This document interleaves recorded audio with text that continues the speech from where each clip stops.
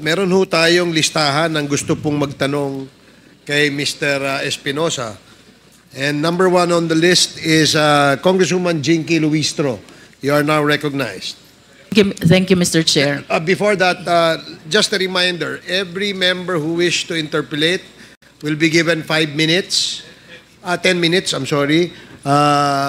Yung 10 minutes na yon, hindi ho kasama yung reply nung sasagot. So,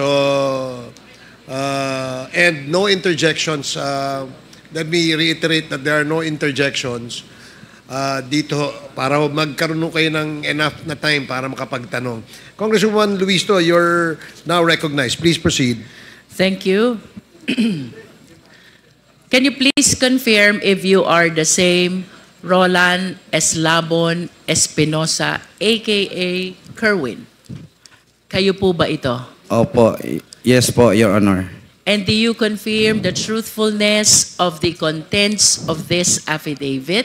Opo, Your Honor. Hindi po ba kayo tinakot, binayaran, pinakiusapan, pinangakuan para gawin ang salaysay na ito? Wala pong nangyari na ganyan, kundi ako mismo nagpatulong sa abogado ko na magpunta dito sa mga congressman para nagbaka sakali ako na makamit na ang mga nabiktima ng EJK sa nakaraang administrasyon. Kerwin, kanina, while you were delivering your opening statement, I observed that you were crying. Umiiyak ka. Can you please enlighten us why? Kasi sa panahon na nandoon ako sa EIDG na nakaburol ang papa ko, humiling ako sa mga pulis doon na sana pagbigyan nila ako na makauwi.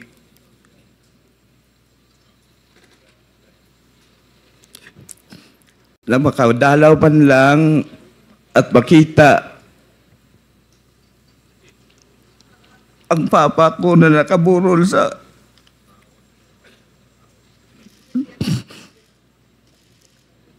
Kerwin, of course, you believe that your father, the late Mayor Espinosa, is a victim of ruthless killing. Is this your position, Kerwin? Yes. Pero alin ba yung mas nakakaiyak?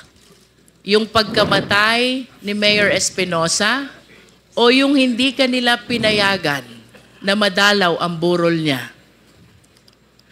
Pareho po yung dalawa na hindi ako pinayagan na makauwi sa lugar namin para makita sa kahuli-hulihan na panahon ang daddy ko. Kerwin, prior to the death of Mayor Espinosa on November 5, 2016, he was the mayor of Albuera, Leyte. You confirm? Yes po. Pang-ilang taon po ba niya na mayor ng Albuera during that time? First time pa po niya na maging mayor po ng Albuera, Leyte. So 2016 is supposed to be his first term as mayor. Yes po. Ano po ang ginagawa ni Mayor Espinosa bago siya naging mayor noong 2016?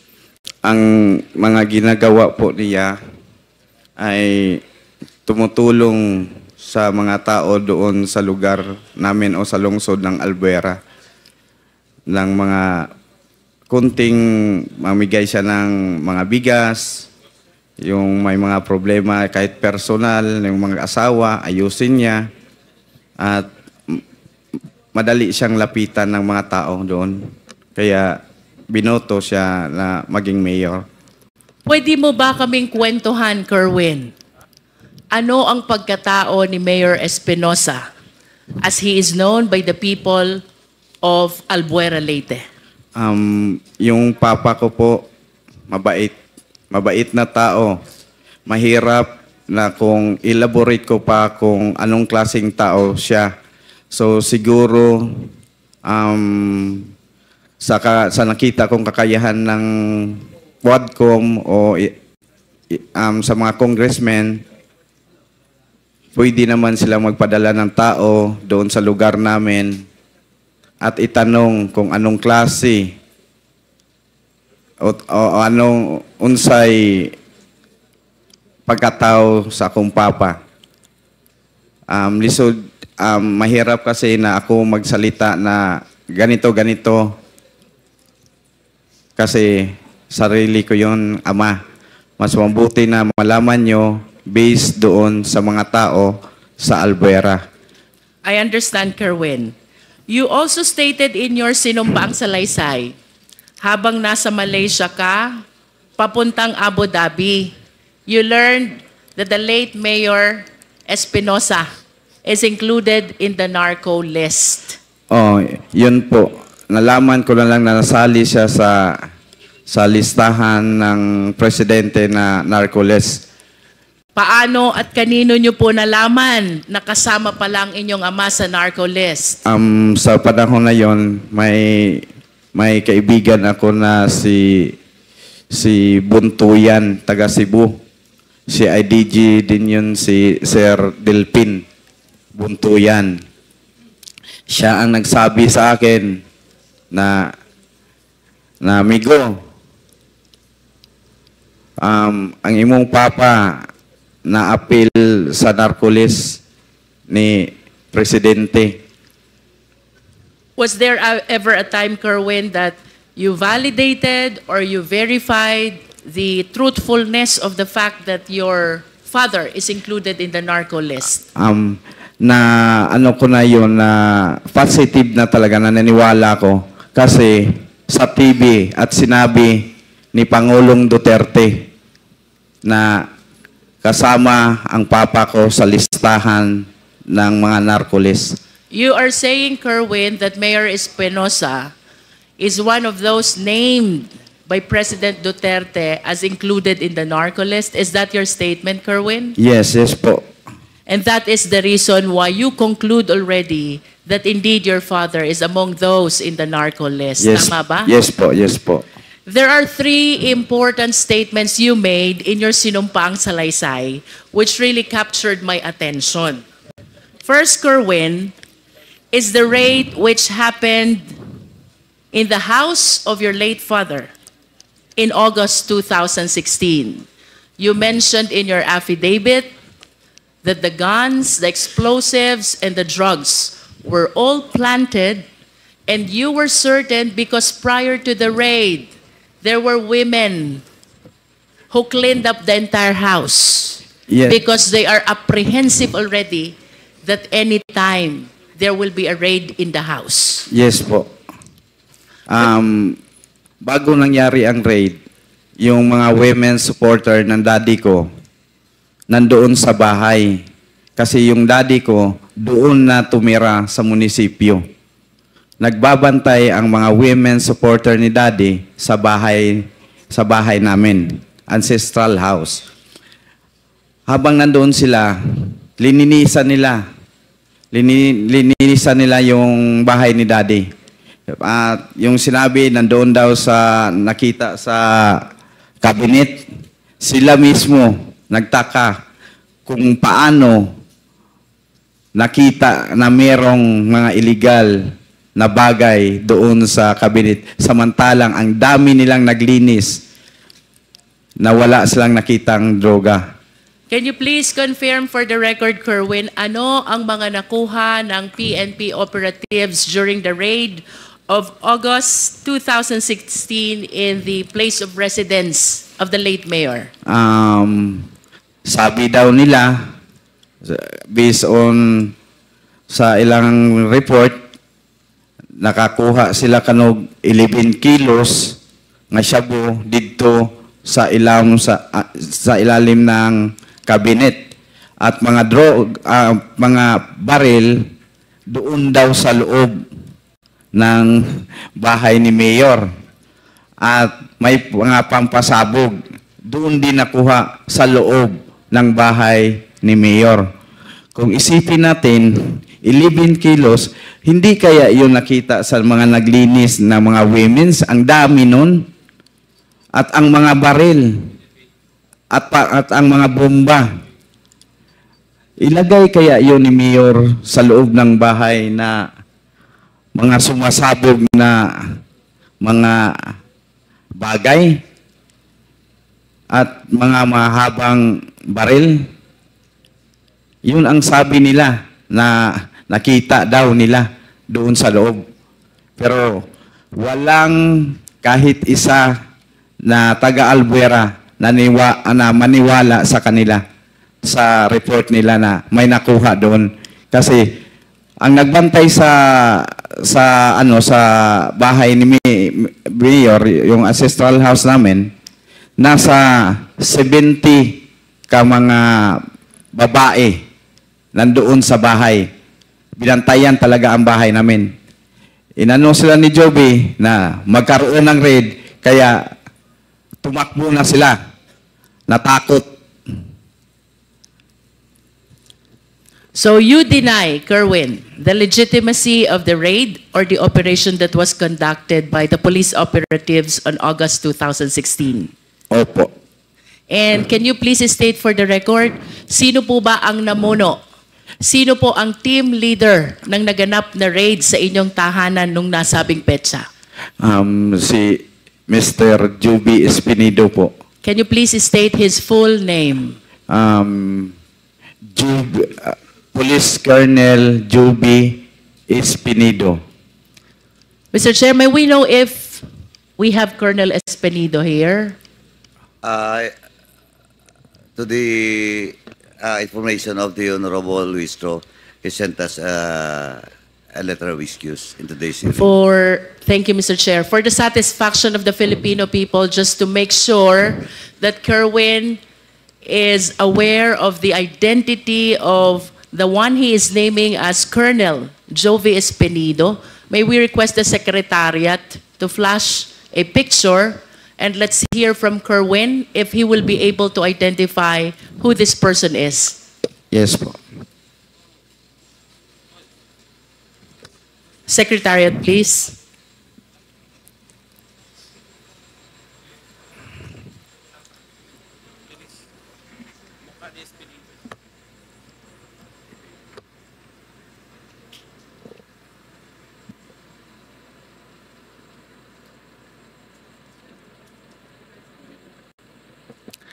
While we are waiting for the picture, Mr. Chair, the second statement which captured the attention of this representation, Kerwin, is the raid and the killing of Mayor Espinosa on November 5, 2016, which happened in Baybay, Leyte.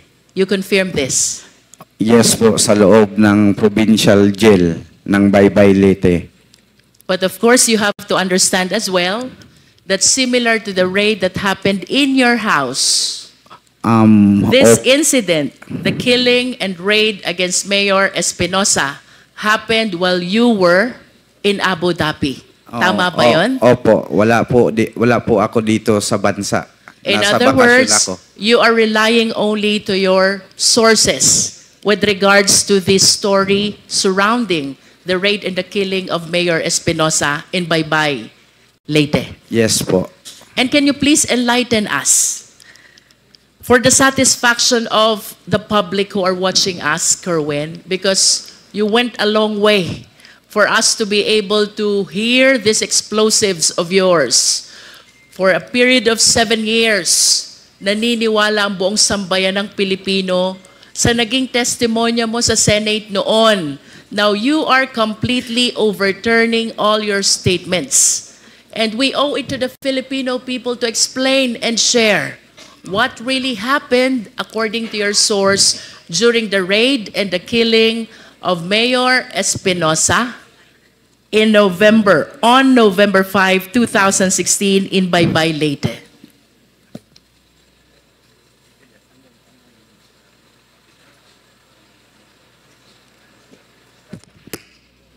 Mas gusto ba niya Tagalog? Parang masirap siya sa Tagalog. Your Honor, pwede pong ulitin yung question Kayo niyo po ba, Kerwin, ay mas komportable sa English or sa Filipino? Mas sa Pilipino na lang tayo. Filipino. Para Kerwin, maintindihan. you mentioned nabanggit mo sa iyong sinumpaang salaysay, bagaman ikaw ay nasa Abu Dhabi noon, ng iyong ama na noon ay nasa Baybay, Leyte Provincial Jail, ay ni-raid at pinatay ng mga operatiba ng pulis.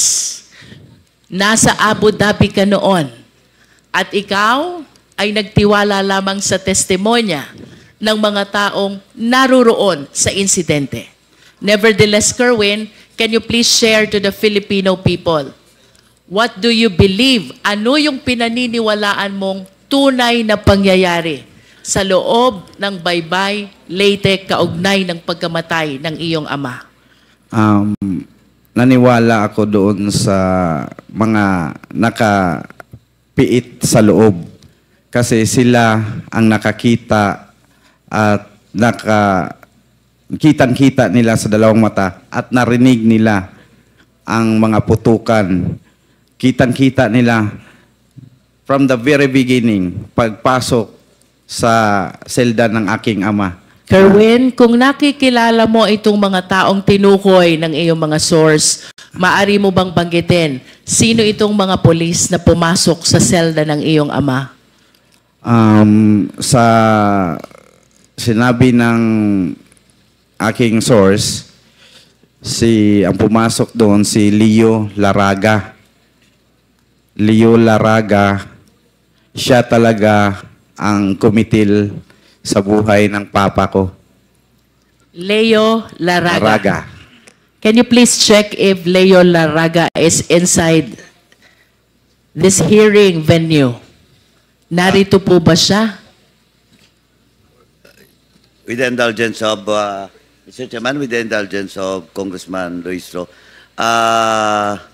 Police Captain that time, Leo Laraga, is not present, no, in today's hearing, but for sure we will invite him in the next hearing. Thank you, Mr. Chair. Thank you. Bukod kay Leo Laraga, sino pa ang nalalaman mong kasama nitong mga nag-raid at nag-operate pumatay sa iyong ama? Si Colonel Marcos at si Sir Matera. Kasi mga kaibigan ko sila. Kerwin, regarding Colonel Marcos and Colonel Matera, if they are present in this hall, can you kindly point at them? Ituro mo sila kung sila'y naririto sa bulwagang ito. Colonel Marcos and Colonel Matera. Yan. May we request the police officer raising his hand, to please identify himself for the record, Mr. Chair. Mr. Chair, Honorable Committee, I'm Police Colonel Marvin Marcos po. Thank you. How about Colonel Matera? Can you point at him?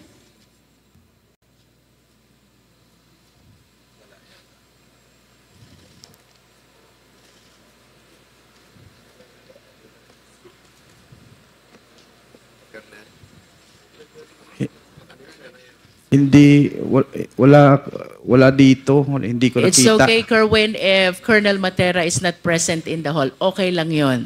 Po. I am certain that the Quad will be inviting him as well. Kerwin, bukod sa mga nabanggit mong pangalan, meron ka pa bang kayang tukuyin na kasamang pumasok, nag-raid, at pumatay ayon sa'yo at sa mga sources mo kay Mayor Espinosa? Ang sinabi sa akin, yung kumitil lang ng talaga sa papa ko. Na kasi humihingi ng ng papa ko, nagsasalita siya na, "Wag po, sir. Wag po niyo akong patayin." Who were present? Sinong nakasaksi dun sa sinasabi mong pagpaslang sa iyong ama? Mga detainee po. Can you please name these detainees who were able to witness that incident?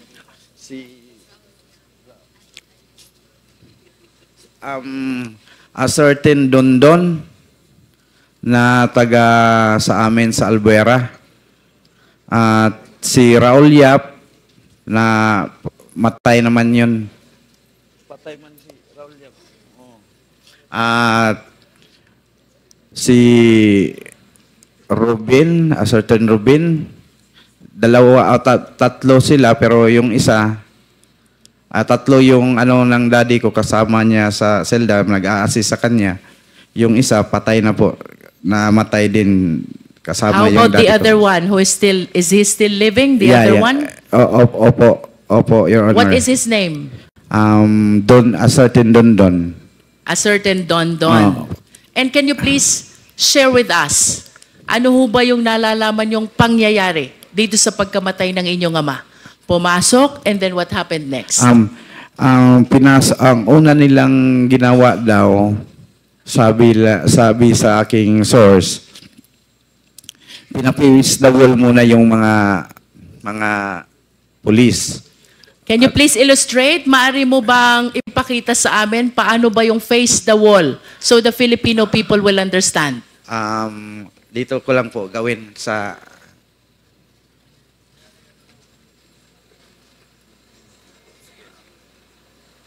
Pagpasok ng mga pulis,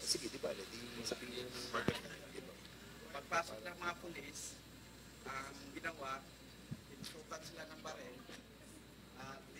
dinisarmahan ang mga Can you please provide a microphone to Kerwin? Baka abot yung nakay Comsec.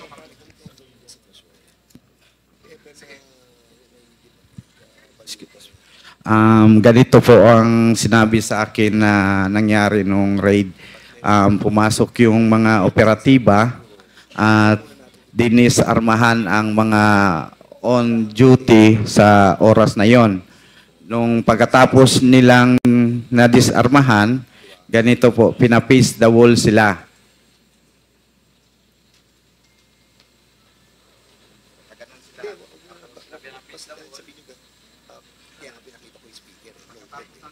Sino yung sila na tinutukoy mo na pina-face the wall? Mga duty po. Duty, na Opo. pina-face the wall. Oh. And then? Then, pinaluhod sila na sinabihan daw na huwag kayong titingin. You are referring to the jail guards. Yes. Yung bantay Oh, sa mga bilangguan. bantay. Opo.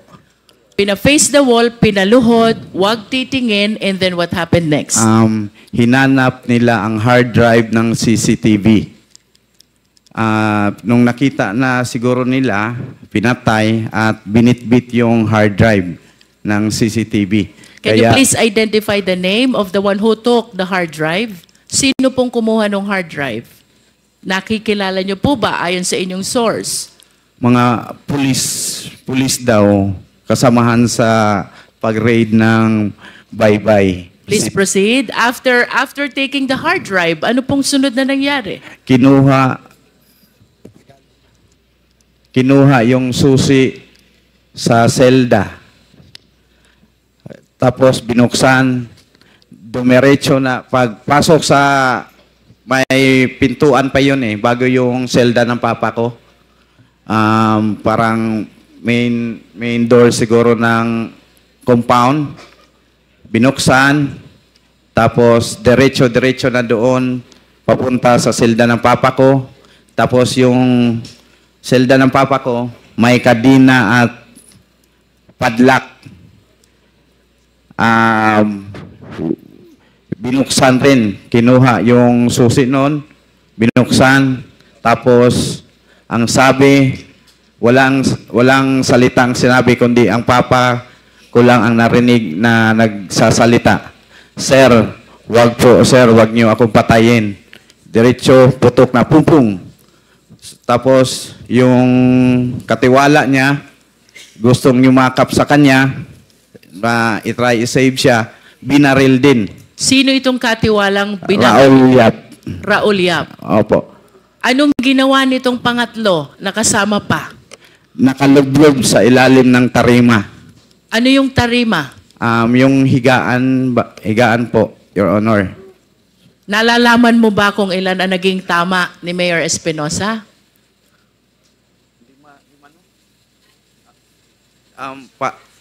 Hindi ako sure or more than five More than 5. More than 5 bullets ang na tumama sa kanya. Kerwin, thank you for illustrating. You can go back to your chair. You confirm also, Kerwin, na ang raid at pagpasok dito sa Baybay, Leyte ay nag-ugat doon sa search warrant na ini-issue laban sa iyong ama. Tama ba yun? Opo, Your Honor. Nalalaman mo ba kung sino ang huwes na nag-issue ng search warrant?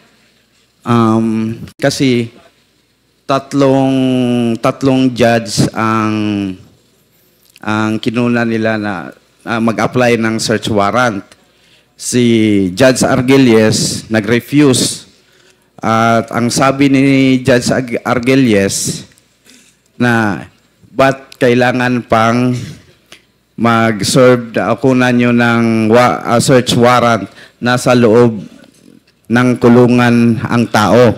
Nag-refuse si Judge Argelies. May judge na certain Janet ba yun? Ha? Janet, apelido niya? Cabalona. Saan yun? Doon sa Samar, yun ang nag-issue ng search warrant. Sa pagkakaalam ko, yung si Janet Cabalona ay parang relatives ng asawa ni Sir Laraga. Pwede, Mr. Chair, pwede magtanong? Sige. After perhaps we conclude the interpellation, Mr. Chair. Pagkatapos ni Congresswoman Jinky, bago tayo pumunta sa susunod na magtatanong, tsaka mo sabihin yan. Okay po. Mr. Chair, our resource speaker mentioned already the names of the judges. Some refused to issue the search warrant, while there is one who indeed issued the search warrant. I just wish to manifest, Mr. Chair, that it is very unlikely in the practice of law that a search warrant is being issued to search a confined place, much more a detention facility. That is for the record, Mr. Chair. Kerwin, I'm leading to my third question. November 16, 2016, through the coordination with the Interpol, iniuwi ka dito sa Pilipinas. Pagdating sa airport, you were arrested at sinalubong ka ni Senator Bato. Bato de la Rosa. Nakikilala mo ba si Senator Bato? Siyempre. Bakit mo siya kilala? Matapang yun. Puro barilan-barilan ang hahamon sa TV ng draw sa mga illegalista. What else do you know about Senator Bato? Bago pa siya naging senador, nasan ba si Senator Bato? Chief PNP yun po, Your Honor. Chief PNP. Ano? Okay, can you please identify the picture on the screen? Sino ba yung nasa screen? Siya po, si Bato de la Rosa. During that time, ano bang assignment ni Senator Bato during that time? Yang kunikwento mong insidente. Nasaan siya noon? Siya ang Chief PNP. Yes, you stated in your sinumpaang salaysay na may sinabi sa'yo. Opo. Ang noon ay PNP Chief Bato. Opo. Na kailangan mong gawin kapalit ng iyong pagkakataon na mabuhay. Opo. Do you confirm this? Yes po. Can you please tell us, anong sinabi sa'yo ni Senator Bato? Sinabi niya sa akin, sumunod ka sa plano. Sumunod ka kung sino ang babanggitin mo para maligtas ang buhay mo. Kung ayaw mong sumunod, ikaw na ang susunod sa tatay mo or isa sa membro ng pamilya nyo may mangyari na masama. You mentioned about plano. Can you tell us ano ba yung planong tinutukoy? May mga pangalan na pinid sa akin, sinubo, at babanggitin ko sa aking testimonya o sa aking salaysay sa Senado. At maari mo bang sabihin, sino ba itong mga taong ito at anong gustong ipabanggit sa'yo nang noon ay PNP chief ba to? Peter Lim, supplier daw ng shabu, pero nandyan lang, hindi na huli-huli. Tapos si Senator De Lima, protector daw sa mga shabu, mga nagtitinda ng shabu sa loob ng Bilibid. Protector daw si Ma'am Laila. At yung iba pa, si Lovely Impal, si Jiraham, si Peter Ko, ganon. In Sila other po. words, Kerwin, ang gusto ni PNP chief ay banggitin mo itong mga pangalan na ito na may kaugnayan sa illegal drug operation. Tama ba yun? Opo. At ito ba'y sinunod mo, Kerwin? Talagang sinunod ko po kasi... Bakit mo to sinunod? Of course, alam mong mali ito. Oo. Di ba? Bakit mo sinunod ang utos ng nonay PNP chief ba to? Kung siguro kayo, kung kahit sino naman sa atin na mga tao dito, nandito sa loob ng Quadcom, talagang susunod dahil kapalit na yon ng buhay mo. At lalo na pag may mga anak ka pang maliit na sabihin na susunod ka na sa papa mo kung hindi ka sumunod sa aming plano. Mr. Chair, I wish to make a manifestation that with respect to the raid of the house of the late Mayor Espinosa, which happened in August 2016, our resource speaker, sadly speaking, has no personal knowledge. So, taking from his statements that there were women who were guarding the house and even cleaned up the house, reason why they are certain that all the guns, explosives, and shabu were merely planted by the PNP operatives, I respectfully move, Mr. Chair, that we invite these women, and I hope Kerwin will be able to name who these women are in order to substantiate the testimony that Kerwin Espinosa has given to the Quadcom. Second, Mr. Chair, with respect to the raid and the killing incident of the late Mayor Espinosa in Baybay, Leyte, we are suffering from the same predicament because, as admitted by Kerwin, he was still in Abu Dhabi during the time. So, to determine the veracity of the information that he was able to receive from his sources, I respectfully move as well, Mr. Chair, that we invite the third inmate by the name Don Don, who was inside the cell of the late mayor when the killing incident happened. I wish to ask Kerwin to name also the jail guards who were on duty during the time, likewise to substantiate the information that he has given to Quadcom already, Mr. Chair. So move, Mr. Chair. Okay, before I rule on the motion, tanungin ko lang muna si Mr. Espinosa.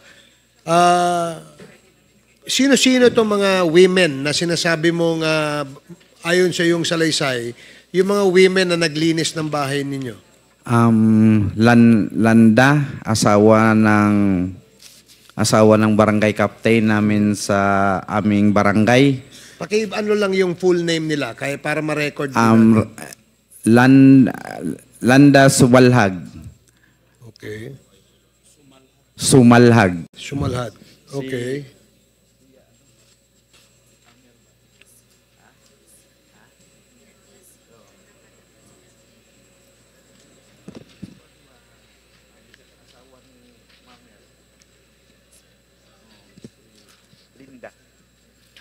Linda Rosal. TC de la Austria. Yang tatlong binanggit ko, sila na ang sila na ang With 10 minutes. magpatuloy na magbanggit kung sino-sino ang kasama nila doon sa mga women's supporters ni Daddy. Yung isang witness na nasa loob ng kulungan na isang PDL din, anong pangalan niya? Dondon, a certain Dondon. Certain Dondon. So there is a motion to invite the women who, according to the sinumpaang salaysay ni Kerwin Espinosa, ang siyang naglinis ng kanilang bahay bago po ni-raid ng membro ng Albuera Police ang kanilang bahay. And a certain Dondon who is a PDL and who apparently saw the incident that happened inside the jail. Is there a second? Is there a second? There's a second. Are there any objections? So hearing none, the motion is approved. Comsec, Mr. please Chair. invite the following personalities mentioned by Mr. Espinosa in the next Quadcom hearing. Mr. Yes, Chair. Congresswoman Luis. Can we please invite as well the jail guards who were on duty if we have the means to determine who these people were? Comsec, kindly determine who these jail guards on duty at the time of the incident and report to the Quadcom. Thank you. Anything else? Mr. Chair, I'm about to conclude. Okay, thank you. I just have one quick question for PIDEA. PIDEA, sir, palagi pong nababanggit itong narco list. Even from the time of the 3 Chinese drug lords to the time of PCSO Board Secretary Wesley Barayuga, and now we are confronted by the killing incident as alleged by Kerwin committed against Mayor Espinosa, who allegedly was included as well in the narco list. Can you please enlighten us? Ito ho ba'y chinek nyo? If during that time, the name of Mayor Espinosa indeed appear in the narco list? Mr. Chair, Your Honor, yes, the names of the father and son appear in the original list. The Kerwin is listed as a drug trafficker. The father is only, the category of the father, whether pusher or trafficker, is not listed, but in the list, he is already indicated as neutralized. So, he was, he was dead already. Would you neutralize because dead? Yes. Would you know, PIDEA, kung kailan po napasama dun sa narco list? Was it after the killing incident or subsequent to the killing incident? In the original list, it was already after the death of If Mayor you are Espinosa. saying, PIDEA, that it was after the incident, ibig sabihin po, patay na si Mayor Espinosa nung napasama sa drug list? Ganun ho ba yun? No, Your Honor. What happened is that Mayor Espinosa is included in the list, but however, as the period or as the drug campaign continued, he would eventually be indicated as neutralized. So we could not ascertain whether he was a drug pusher, drug user, or whatever was his participation, Your Honor.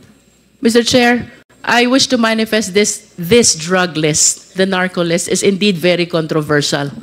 As a matter of fact, as we go along our investigation, I've been asking our resource speaker, whether during the hearing or off the hearing, as to the origin, the people who validated, the veracity, and no one can indeed vouch as to the genuineness of the names which were included in the list. So I just want to raise this concern that being included in the list would really compromise not only the safety but the entire life of the people who are in this list. So I hope we can come up with something, validate, and come up with the true personalities who must be included in the narco list, Mr. Chair. To conclude, Mr. Chair, For whatever motive does Kerwin Espinosa have today, we welcome the information he gave, subject of course to stringent scrutiny. While recantation of testimony, samantalang ang pagbawi ng testimonya is frowned upon by the court. This will give us an opportunity to re-examine what really transpired relative to the raid on the house of Mayor Espinosa, the raid and killing against Mayor Espinosa which happened in Baybay Leyte, including the indictment and the incarceration of our resource speaker, and including those he named, which includes the former Senator Laila De Lima. It is clear, Mr. Chair, that the government continued the fight against illegal drugs, as it is indeed a menace to the Philippine society. But let us all be reminded, in a civil society like ours, we need to observe the rule of law. No less than the Philippine Constitution provides, Section 1, Article 3, no person shall be deprived of life, liberty, and property without due process of law. What happened to Kerwin and his father, if indeed true, is a complete violation of this constitutional guarantee. We laud the Quadcom, which includes this representation, in initiating the bill which criminalizes in a higher sense the extrajudicial killing. Mr. Chair, to conclude my interpellation, dahil nung nasa krami siya, si Kerwin, pinagbigay siya ng mensahe to certain personalities. Today, I wish to request Kerwin, can you please give your message para kay Laila De Lima, kay General Bato, at kay Presidente Duterte na lahat nabanggit mo kanina sa iyong testimonya? Una sa lahat, humihingi ako ng, kung ma'am, kung nagsubaybay ka ngayon sa hearing dito sa Quadcom, patawarin niyo po ako na nadala sa o na uto-uto sa panahon na yon na idamay ka po na walang katotohanan naman.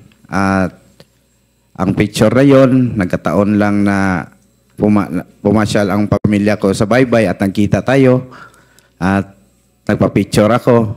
Yun ang ginawa nilang ebidensya. Ma'am, taos ko sa kaloob-looban from my heart, I ask, sorry. Sorry talaga po, ma'am.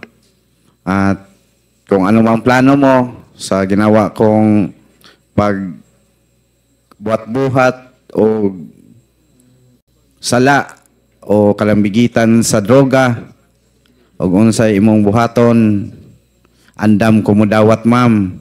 Pero ang ako alang ihangyo, mangayo ko nimo pasaylo sa akong gibuhat. Kay na-pressure ragyod ko, ma'am. Naluoy ko sa akong mga anak, nga gagmay pa kayo atong panahon na.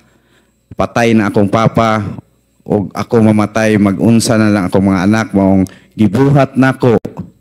Nga buhat-buhatan ka o magtumo-tumo o istorya kabahin sa kalambigitan sa droga. Once again, sorry kayo, ma'am. Handa po akong harapin kung ano ang plano mo sa akin po. Mr. Chair, can we please have a translation of what he said? The last that I know, I'm the chair of the committee, but now I can become the translator and the interpreter. Ang sabi po ni Kerwin Espinosa, siya ho ay humihingi ng kapatawaran kay Senator Laila De Lima sa kanyang ginawang mga statement implicating her sa usapin tungkol sa droga at gumawa ng kwento, no? Gumawa sila ng kwento para masama dun sa kwento, sa narrative ng pagkaka-involved ni Senator De Lima sa usapin sa droga. At sabi naman niya na handa rin siyang harapin kung ano man yung aksyon na gagawin ni Senator De Lima kay Kerwin Espinosa. Does that satisfy the good congresswoman from Batangas? I am totally not familiar with Visayan language. How about your message to Senator Bato? Sir, Bato de la Rosa, sana po magbago na tayo na iwasan natin na gumagawa lang ng senaryo dahil sa politika na masira ang isang tao kasi hindi kalyado natin. Iwasan na po natin at wag na natin gawin na pilitin na gumawa ng kwento para lang mapin down ang isang tao. Yun lang po ang mabigay ko kay Senator De La Rosa na mensahe. At sa ating Pangulo noon ang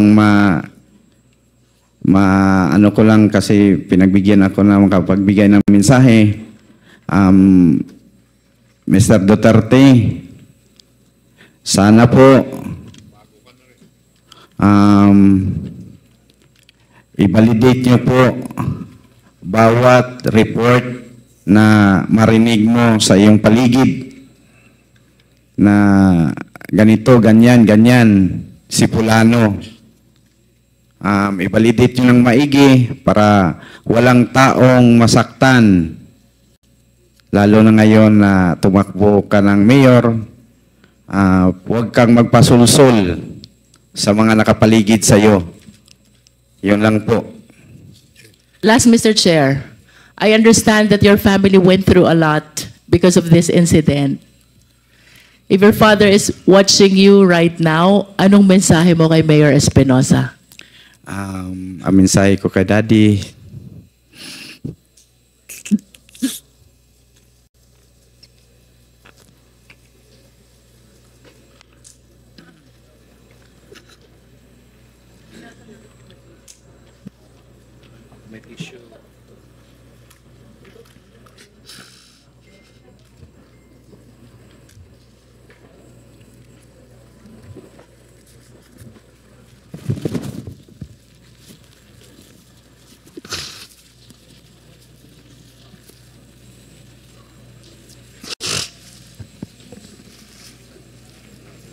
ang mensahe ko sa daddy ko,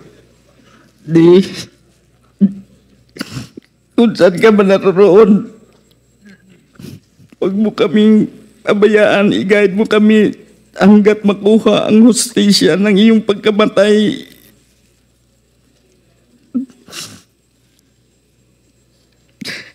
Salamat sa lahat na pinadama mo sa amin nung ikaw ay nasa kapiling ka pa namin na bilang ama.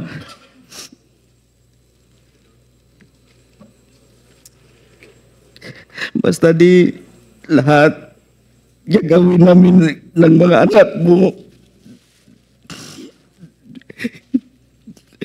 na makamit ang hustisya ng iyong pagkamatay.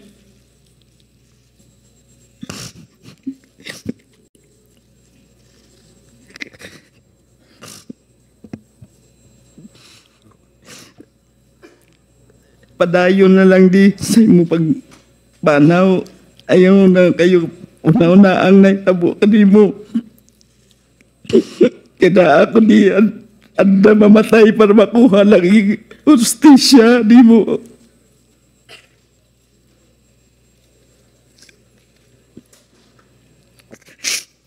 Bisan tuod sa pagkamatay, wala na tanang kita. Antod karon, I love you. Okay, sige. Maraming salamat, Kerwin. Anything else, Congresswoman Luistro? I conclude, Mr. Chair. Thank you. Thank you. Maraming salamat. Before we proceed to the next interpellator, let me acknowledge the